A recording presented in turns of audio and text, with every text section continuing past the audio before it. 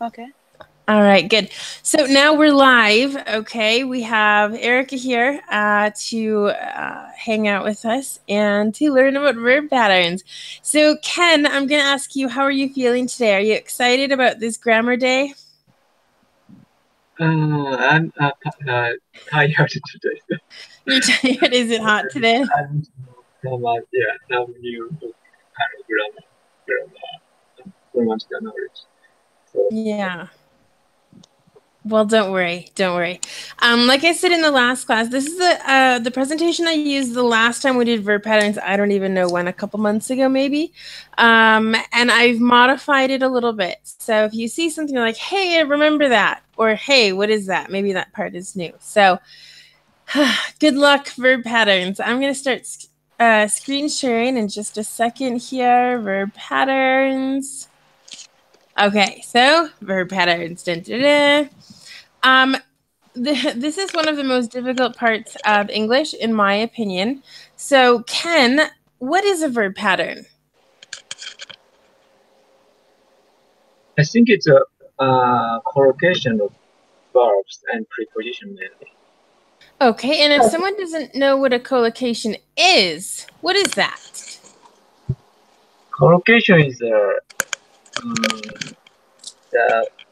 good match words, combination of words. Okay, very good. Yeah, we worked on collocations, what, 2 weeks ago, I think, maybe? Just about different words that have to go together. So sure, these specifically will be verbs, as it says here, okay? So let's go down, and so what is a verb pattern? A verb pattern is when there are two verbs, one after another, in a sentence. Now, this is in parentheses because there are some verb patterns in which we put pronouns, people, in between the two verbs. That maybe we'll see at the end if we have enough time. So here is the first one, the first example that I have.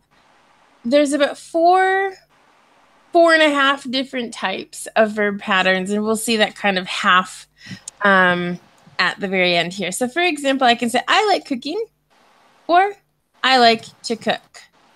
In this case, it doesn't matter if we use the ing ending or if we use the to before cook. Okay. Ken, do you have anything to say about this? Any more detail? No, thank you. Perfect. It's all on me today, isn't it? So perfect. So in other ways, here's the structure with the verb plus verb, in this case, which would be like. Then we have another verb, the second verb, plus the ing, or as I said, this verb would be like in the example above, plus to, and the other verb. There's no difference. With this type of verb pattern, using these verbs, it's like hate, love, prefer, start, I think begin is probably another one, etc. It doesn't matter. You can use either of these structures with the ing or the verb plus to and then the other verb. Okay, this is only about structure. This has nothing to do with gerunds, which is this, the ing. It's a verb with an ing ending. We use gerunds for the present continuous, for example. I am walking, you are singing, he is dancing, etc. In this case, this is pure structure, okay? Mm-hmm. And then in this one, I like dancing, I like to dance. They have the same meaning, okay? Any questions about this? Any doubts? Anything at all? Fine so far. Okay. Mm-hmm. Ken, this should be okay for you. So one thing I've added is to complete the sentence. So let's see. Erica, why don't you go first and you can complete the sentence. But we need two verbs. Because if I say I love chocolate, chocolate will not go into the ing form. Mm-hmm. Why? Because it's not a verb. Right. So tell me something you love to do or you love doing. I love baking. Okay, baking. And what is baking? Baking isn't a very common word, I don't think, in English. So No? what I don't think so. Or Cooking. actually, okay, 1 second. Let's ask Ken. Ken probably knows what baking is. Maybe baking a bread? Okay, and yeah? Sorry? What do you use to bake? It's a very specific verb. Bread, for bread. Okay, for bread and for cakes and things, but what kind of machine? Oven or nowadays baking machine. A baking machine? Yeah, a bread baking machine is available. Okay, I was like, a baking machine, Ken, that's really advanced. I mean, talk about advanced in Japan and technology, but exactly. No, we're missing that bread making machine. Yes, that's perfect. How does Okay. it in English correctly? Yeah, bread making machine. Bread, and I would put a hyphen. Bread baking machine. Okay. That was funny. Okay, good. Ken, what do you prefer? I prefer relaxing. Okay. Very good. If you were to continue this sentence, I prefer relaxing and then comparing it with something else, what would you say? I prefer relaxing after did something. After work, for example. After. Okay, that's giving me more of a time sequence. I would say I prefer relaxing to doing homework. Oops, homework, for example. So I just want to mention this is something that I haven't taught before. In order to compare using prefer, we also use the preposition to. We can also use the word over. I prefer relaxing over doing homework, for example. Okay. So again, and I'll think of one for I started teaching English years ago. Okay. And so as you can see in each of these, we have love plus bake, aching in this case, prefer, relaxing, and start teaching. Okay. We can also say I love to bake. So we've used the ing forms, but I can also say I love to bake. I prefer to relax, and I started to teach. Okay, they all have the same meanings here. So, welcome to verb pattern number 1, kind of finished. Okay. In the next part, we're going to look at just the verb, any specific verb down here, the other verbs, plus a verb plus ing. It has to be like this. You cannot use to plus a verb, okay? For example, I can say, I enjoy visiting my friends on the weekends, okay?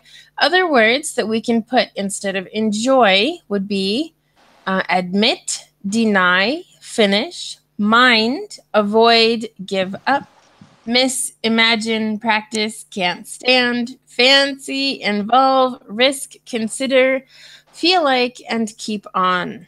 Okay, are there any verbs here that you don't know or that are new for you? No. All right, good. So with that, I'm just going to go down and we'll do the examples because, as I said, it's relatively easy in this part. Up until this part, it's pretty easy. So can you imagine, Erica, let's start with you again. Can you imagine doing something, some kind of action here? Can you imagine sleeping all day? Oh, yeah, sleeping all day. That sounds wonderful. Oh, yes. Oh, wait, that's a question. Sorry, that's why it's like green here. Okay. Perfect. Okay, Ken, what do you feel like?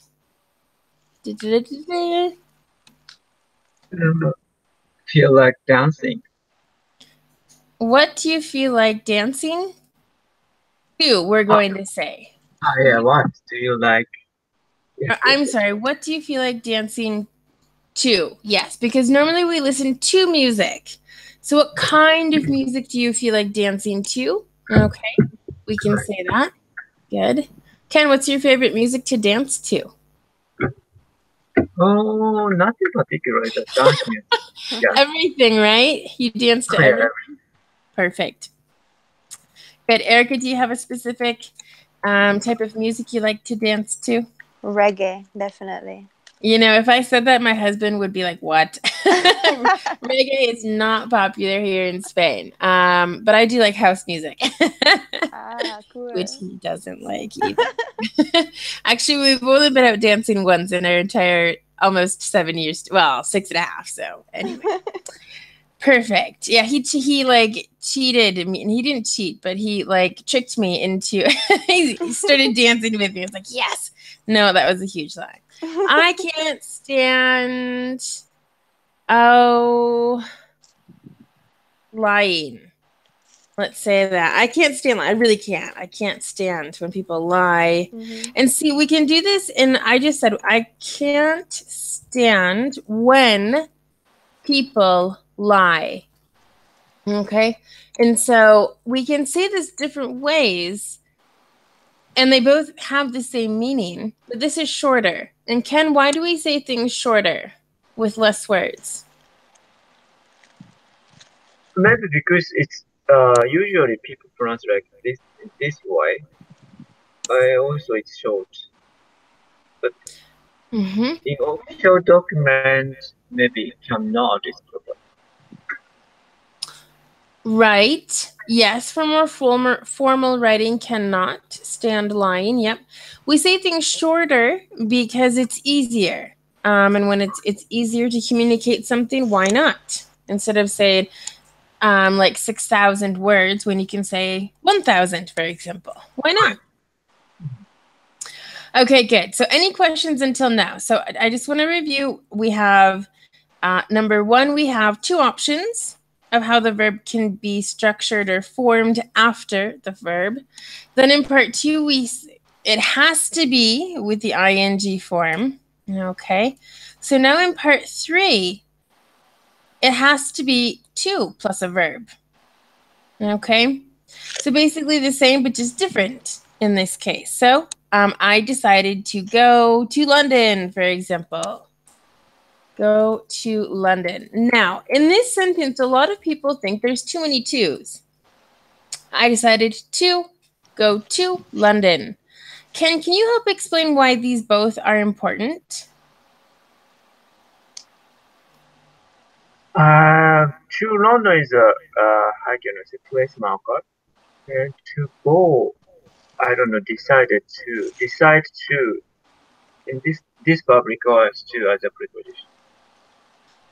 Yes. So, well, this I decided is in this part of the verb. So this would be decided to, oops, the T, and the verb go in this case. So decided to go. What happens is another collocation that we have, verbs that have to go together would be go to. Because to, in this case, is a preposition.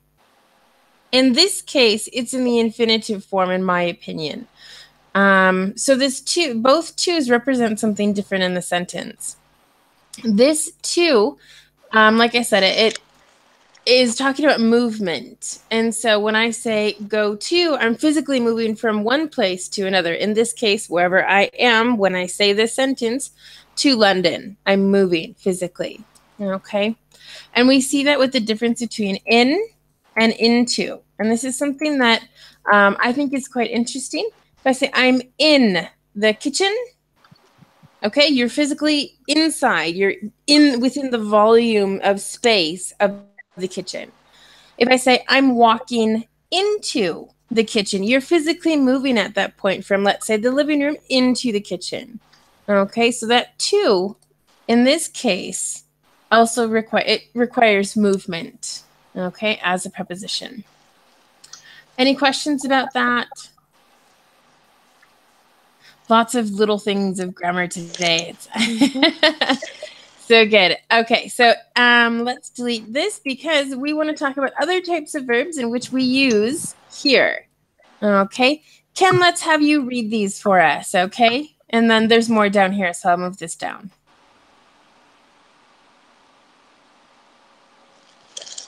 Ken, are you there? Sorry. Other verbs afford, demand, pretend, agree, fail, promise, arrange, manage, refuse, ask, help, need, dirt, choose, hope, offer, intend, plan, want, learn. Okay, good. And I'm just going to look at this one, arrange. It sounded a little bit more like the color orange when you said it. Arrange. Arrange. Good. Okay, so again, these all can be replaced here in this part of the verb, or well, I guess it could be here as well, but whenever the verb, one of these verbs is the first verb, then we have to continue this. So again, we have some sentences to practice. I never pretend. Okay, so who wants to do this one? Ken or Erica? Should I? Sure, that's fine. Mm, I never pretend. Or I can put this in the past tense if that works easier for you, whichever you prefer. This is fine. It's fine. I never pretend to be happy. Ah, okay, good. You shouldn't either. That's good.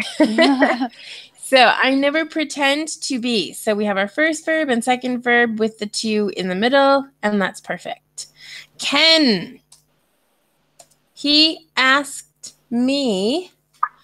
And as you see, we have a pronoun here. I'm sorry, Ken. Yes? He asked me some questions. Do we have a verb in this phrase? Ask. Yep. Do we have two verbs in this sentence? No. Okay. Then I need something else, please. I need two verbs. Questions is verb, you mean? Well, we need another verb because we only have one verb, and in the verb patterns in all of the sentences, we have two verbs. Like we have here, I pretended to be happy. He asked me to sing him, a song, for example. What I said before at the very beginning is sometimes in between the two verbs, for example, ask and sing, we have a pronoun. And that's exactly what's happening in this case. And that can be confusing. Okay? That can be very confusing sometimes. So now we have two verbs. We have ask and sing, and it's perfect. Does that make sense? Oh, yes. Okay. Very good. And then I'll do this last one here. She intends to find a job soon, for example. So she intends, and then the verb to, to find afterwards. Okay, so this is part 3. Now we're going to one which is also kind of confusing because we have the verb and then a subject, and then we have a verb and ing.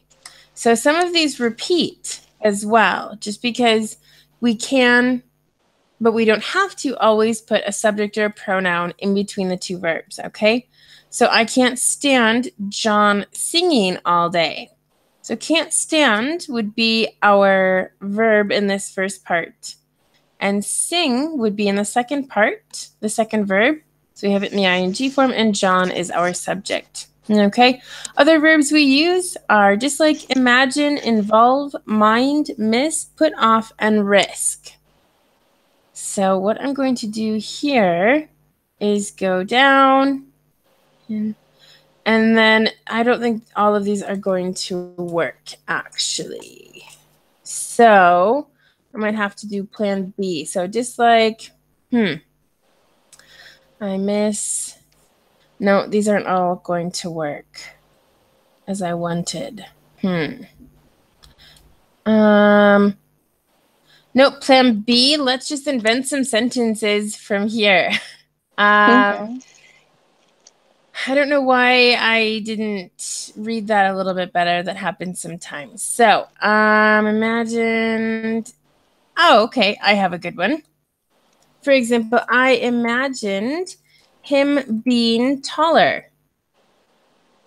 In other words, I thought he would be taller, but he isn't. Okay, so we don't always have to follow this structure, but I'm trying to show you that we can do this. So with that, I think what I want to do is go down to the next part, just because I think we have the idea of how to use these. And the next part is a little bit, oh no, not yet. This one's okay, but still confusing. So this is part 5, okay? This is where we just have the first verb, and then the second verb is just in the base form, which means no to or ing. So this part gets a little bit more confusing, okay? So for example, let him go to the party. We have let, then we have, in this case, a pronoun, and then go without anything after. Anything after or before, I should say. Okay, and we have other verbs like this with make and have, and also obviously let. So I want to think of some sentences. Okay, let's think of some sentences. Erica, do you want to go first?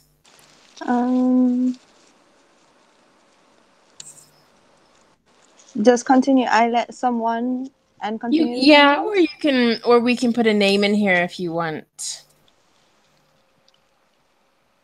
I let. No. It's hard. Sometimes. It's hard sometimes. That's okay. Let me help. I let him, and then now we need just a verb. I let him ask me 1,000 questions, for example. Okay, so we have our verb let, then we have our pronoun, and then we have ask. Again, there's no to or ing in this case. This is just the structure of the sentence. Okay. So good. Ken, do you want to help me with this one? I helped someone.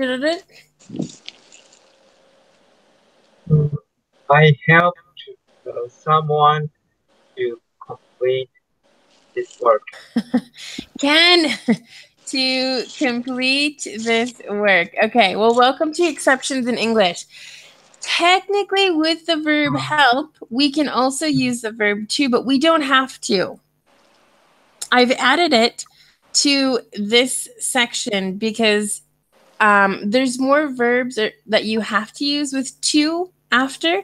He wanted to go, he decided to go, etc., etc. So here I wanted to put this without, but Ken has put it in there and shown us the exception. So yes, you can put to here, but you don't have to. I helped someone complete this work. She made her sister make her bed. Okay, so this one is a little confusing because we have basically the same verbs, but they're used differently. So make her bed is a collocation as well. We say make your bed. I made my bed, for example. It's just like when we say do the laundry, wash the dishes. There's certain verbs that go with certain situations, okay? And this is one of those. But in this case, what could be a synonym for the verb made? She made her sister make her bed. Could be a synonym here.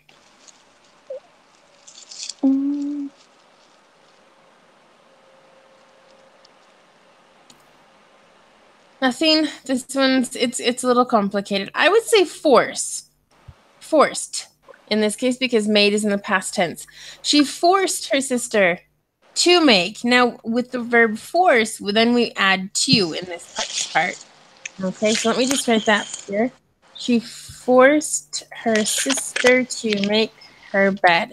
So same kind of meaning, except forced is a little bit stronger here. So I just want to tell you that as well. Okay, basically the same meaning, but a little different. Okay, and as I said before, because we have a different verb, we also have to change the structure of the sentence. Okay, so any questions about these? All good. Okay. Ken? So made is somewhat forcible. So is there any mild word the similar meaning for made or forced? Is there a different word that has the same meaning as made? Yeah, because I heard made is somewhat forcible. Made, like responsible? Forcible. Forcible? Forcible would be a noun? You know, you said made is similar to force. Yep, So, in this case. You obligate someone to do something. okay, obligate. Yep, she obligated her sister to make her bed. She told her sister to make her bed. They all kind of have this similar meaning. The outcome is the same. The sister made the bed. Now you're just kind of saying it with different intensity, let's say. Okay. So with that, now let's go down to the bottom part here. These are the exceptions and the most common, okay? So just like the first one we saw today, we have verb plus to plus verb or a verb plus ing. The verb plus another verb and ing. But in this case, there's a different meaning, okay? In the first part that we saw, there wasn't a different meaning. Okay, I like dancing, I like to dance, same meaning. Now, actually, I'm going to have Erica read these sentences because verb patterns are new for her. So, why don't you read the two sentences here that you see, okay? Don't forget to buy milk. She'll never forget visiting Paris. Good. Okay, so as a native, my question to you is what do you think about? What does this mean? Don't forget to buy milk. What kind of situation would you be in if for someone to say this? The person I'm saying it to is maybe already in the supermarket or on the road on the way to the supermarket. So it's Perfect. something like that. Exactly. Yep. It's something I tell you now that later you're going to buy milk. Don't forget to buy milk at some point today, okay? Before you get home from work or before you get home for the day, you need to buy milk. So, yes, that's good. So, now from the second sentence, she'll never forget visiting Paris. How do you feel? What sensation do you feel when this is said? Well, it happened in the past, visiting Paris, and maybe she's reminiscing or thinking back to a previous time. Exactly. So as you can see in the first sentence, we're talking more of like, actually it's forget. Don't forget kind of is the full official verb, but we'll do forget to buy. As you can see, it's the verb with to and then another verb. And then here we have forget visiting. And they both are perfectly fine structured. There's no problem with the grammar or anything, but they have different meanings. And this is where things get very complicated, especially for a non-native, because Ken, for example, when you first saw these, let's say if it was years and years ago when you first started learning English, maybe they would say that sound the same to you. Or you might want to say, don't forget buying milk. Buying milk. And that might sound okay to you, but as to a native speaker, it sounds completely incorrect. Ken, do you have anything to say about this? I think I learned, two plus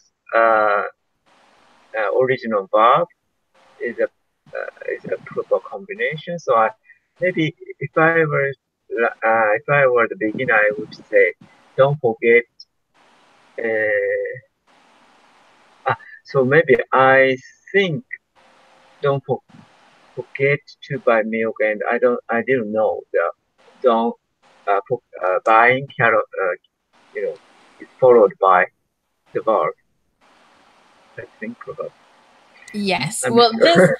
I'm just say. I mean, this has happened to me before, with other students, and they say, "Don't forget to buy milk. Don't forget buying milk." They think it sounds good because they don't have enough experience with the language yet to recognize that it's actually incorrect. And so this happens frequently. And there's I think, is it 4, 6, or 8 verbs that are like this that I can think of? I think at Yes. least 6. So this is what you have.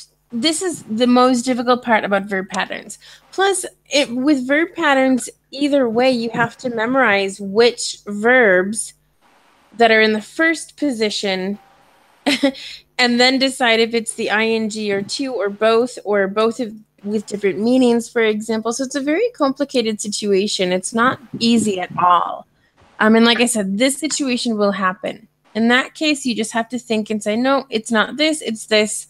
Because what we've talked about in the past in previous classes is that when we use to with another verb, it's more talking about the present future situation. And when we're using the forget and then the verb with ing, it's more of thinking about the past, even though we have a future in this sentence. She will never forget.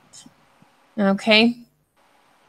So any questions or doubts here? I'm just going to cross these off. Where is it? Cross these out, I should say. She'll never forget to visit Paris. Yeah, no. I guess she'll never forget to visit Paris as if she's going to Paris, or she's going to France, and then it's obvious that she'll never forget to visit. So it's kind of okay, but it's a different context. So again, it talks about now, but in her future trip to France, and then obviously going to Paris. So maybe I won't cross that one out. Okay. Okay. Next verb. Okay, so that was forget, and now we're going to go with try. Okay, same thing here. I will try to go to the store. She tries helping me with homework. Tries or she tried. That sounds better. Okay, so what do we think about these? Ken, why don't we go with you this time? I will try to go to the store. She tried helping me with homework. What do you think about these sentences? I think I would say she tried to help me with homework. Am I wrong? She tried to help me? Yes. Uh-huh. You can also say that.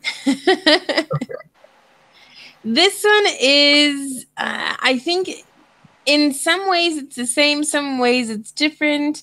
So it depends on the situation. So she tried to help me, still in the past. I mean, there are exceptions. I mean, these are the exception. There's always more exceptions. So yeah, unless there's some kind of rule here saying that you can't, but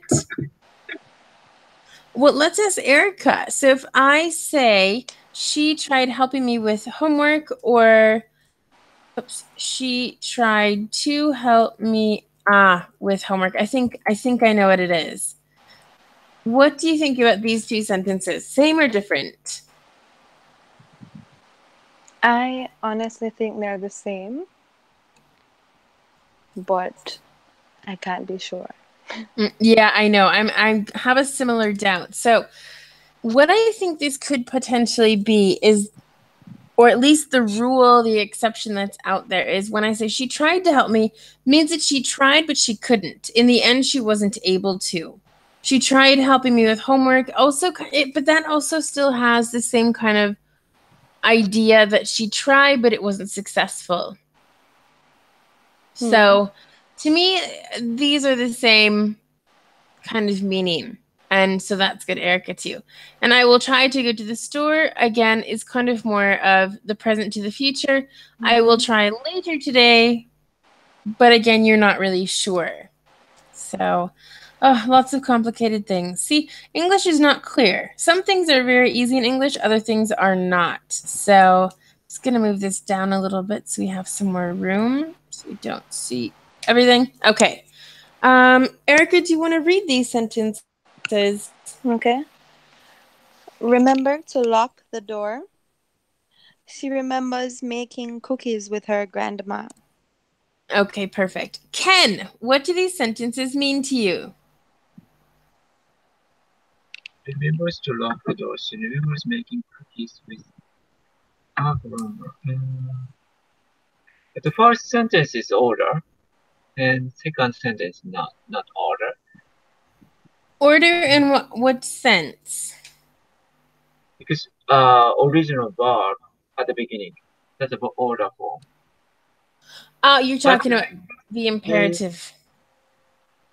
In this case, not English speaker use, mild order case. But yeah, same as in Japanese. Okay, well, this, yes, remember to lock the doors. I'm giving you a command. It's called the imperative. Okay, and that's because obviously locking the door is important. So you want to kind of tell the person, don't forget to do this. So this is imperative. Okay. You can also say, don't forget to lock the door. But we already had that kind of don't forget before. And that again was also in the imperative, however, in the negative verb tense. Okay. But what about present, past, future? What do you get from these sentences? Remember to lock the door. Ken, what kind of situation do you think we're in? Present or future?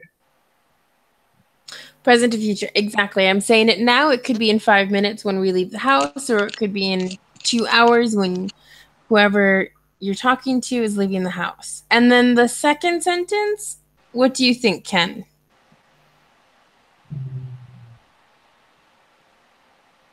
I think it's in the past. She remembers, the things making cookies with her grandma. The memory. Exactly. And so again, we can kind of use this ing part, the second verb in the ing form, as to say, oh, they're talking about the past, okay? But it depends on the situation. So that's good. All right, well, let's go to another one. Okay, this is a great one for non-native speakers. So Ken, I'm going to start with you because all we're doing is she stopped is the same in both sentences. And all we have here, the difference is to smoke or smoking. So Ken, I want you to read these and talk to us about these sentences. And then I'll get Erica's opinion, okay? Okay. She stopped to smoke. She stopped smoking. In my opinion? Yep. What do you get? What do you understand from these sentences? I think I learned before, so Yeah, you should have. This is the test, Ken, okay? Yes. She stopped smoke now. So she's a smoker. But she stopped smoking. She's a smoker, but she stopped the habit of smoking. Okay, and so what was the first one again? She stopped smoking now? And she stopped smoke to smoke now. So she doesn't intend to, maybe doesn't necessarily intend to stop smoking, habits of smoking. Okay, I'm gonna say you're 50% correct on this. Erica, what do you understand? I would agree with you, but the first sentence, she stopped to smoke. For me, it indicates she was doing something and maybe took a pause from doing that to engage in the act of smoking. So maybe she was walking and then she stopped to smoke, or driving, then she stopped to smoke. And then the second sentence, she stopped smoking. I agree with Ken in that it could be she intends to stop the habit of smoking, or maybe at one point in time while she was driving, she stopped smoking to talk to somebody or something like this. Okay, good. See, and I'm very happy that Erica is here today because she's a native speaker, but I doubt she's ever thought of these verb patterns, right, Erica? No. This is all new for you. Indeed, yes. So it's that's exactly what I wanted Ken to see what he remembered, because yes, Ken should remember, but that's okay. So she stopped to smoke. Yeah, she was doing something. She physically stopped whatever she was doing to smoke, to have a cigarette, whatever. In this case, she stopped smoking. I think of the habit, but yeah, sure, maybe she stopped smoking a cigarette in the moment to do something else. So there's a little difference there too, depending on the context. Mm-hmm. But this is what I want to stress to you. I mean, you look how similar are these sentences. They're so similar. And it's so complicated for non-native speakers to actually understand this. As native speakers, we have the intuition, we have this inside information of, well, this is what it means to me. But you don't get that as a non-native until they have more experience with the language. So that's why grammar and structures of sentences are super important in English, because you could totally confuse this sentence. Mm-hmm. Okay. Perfect. Any questions about that? No? Mm-hmm. Okay. All right. I have, oh yes, this one, regret. I regret to inform you about the current problem, and then I regret not going to college. So I regret to inform you. Ken, what do you understand from these sentences?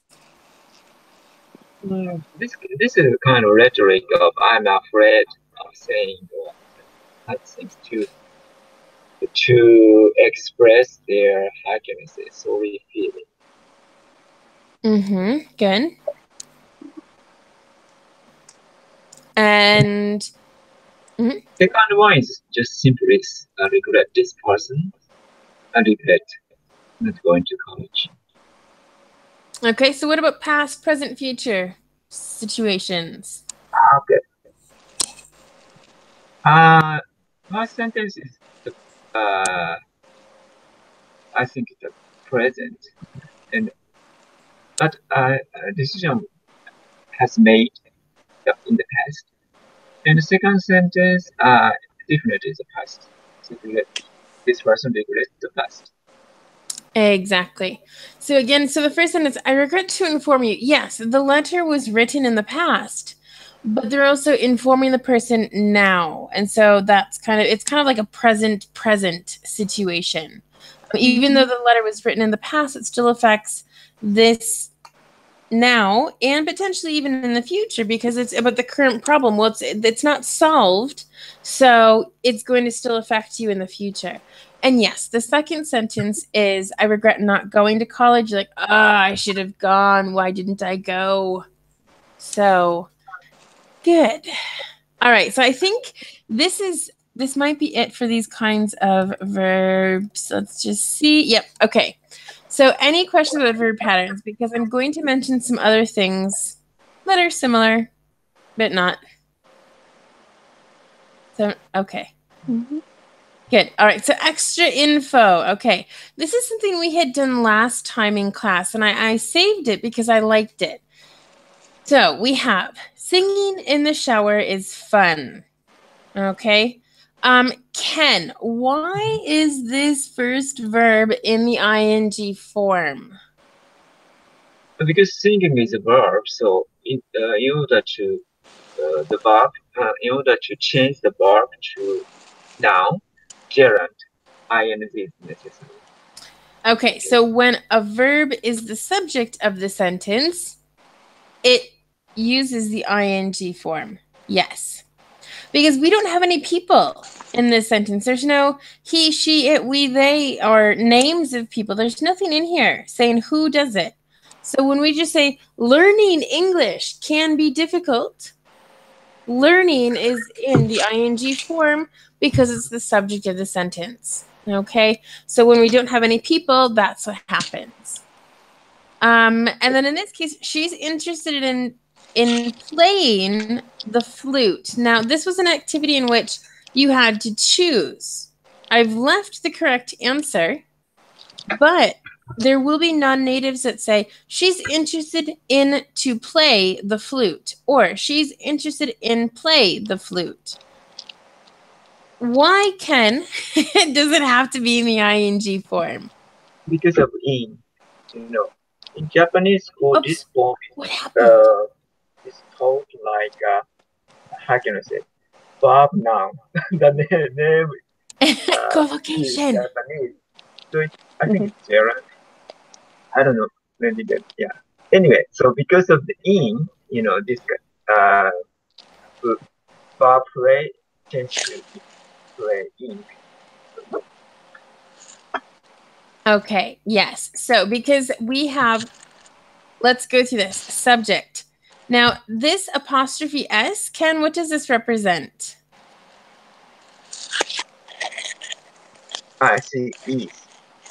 She is interested, because this is now the adjective. She is interested. After interested, we have a collocation of in. She's interested in something. And in is a preposition. And so after, we have to use the verb in the ing form. Okay. And it's the same in this one. For example, she's going to pay for singing lessons. So for is a preposition. Then we need, well, we have a verb, singing lessons. Actually, singing lessons in this case is a noun, but it actually works through the structure. But it's the same idea. Okay. And then we have a couple things down here. Actually, this, no, we're not going to look at that today.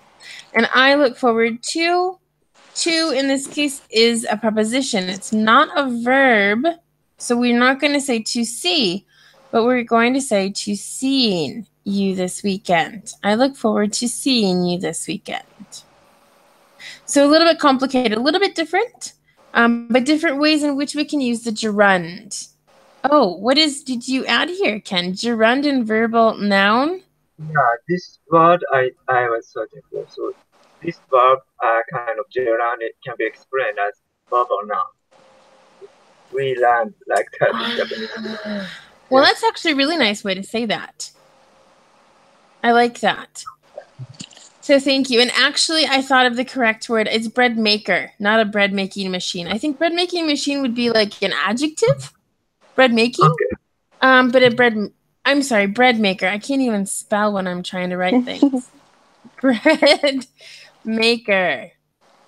Okay, perfect. So with that, we are finished. So let me stop screen sharing for a second here.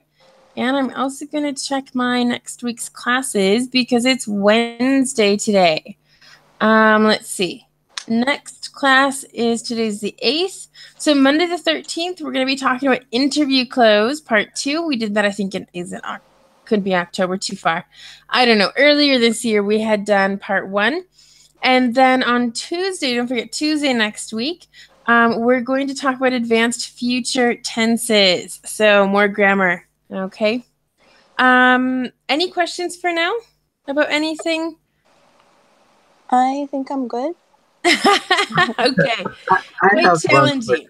Absolutely. Can I say I am looking forward to seeing you? Yes, I am looking forward to seeing you, of course. Those are correct. I am looking forward. Yeah, I am looking forward to seeing you. Of course, yeah, that's the present continuous future. I have been looking forward. My computer's bouncing back and forth. I'm typing so fast. I look forward to seeing you, and I am looking forward to seeing you. Of course, I look forward is the present simple talking about the future because it's in the appointment kind of situation. So you can use look in any verb tense and it's okay. It depends on the situation. Any other questions? You're welcome. No? No, thank you. Wonderful. So with that, we're finished. Thanks for joining. Erica, I'll see you in a minute, right? Yeah, for sure. All right, sounds good. So have a great day, and we'll see you on Monday. And Erica, I'll see you in a couple of seconds, okay? Okay, have a good All one. right. Bye, Ken. Bye. Bye-bye.